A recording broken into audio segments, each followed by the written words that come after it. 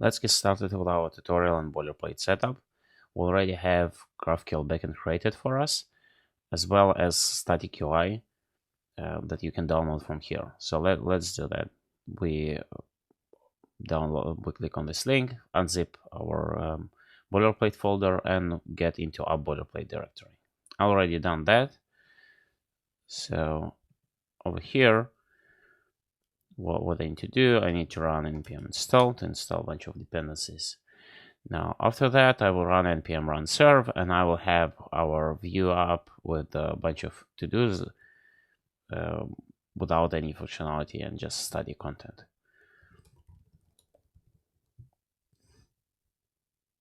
Let's run npm run serve.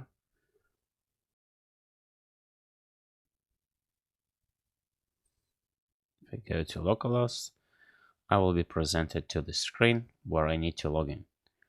If I click on this login, I will have a sign in with Auth0. Let's log in with the same user password we did before, and we will see this boilerplate out there. If I want to try to add new to-do or add to-dos to public feeds or see my online users, as you can see, everything is not working because everything is static UI. The only thing is working are only these filters. So the basic idea, these personal to-dos are just the to-dos for the users, the public feed of all public to-dos out there, and online users. Let's also connect to our graphical. We do that by clicking on this link. We'll be presented with the same login screen. If we go inside and log in with the same user, we will get our graphical.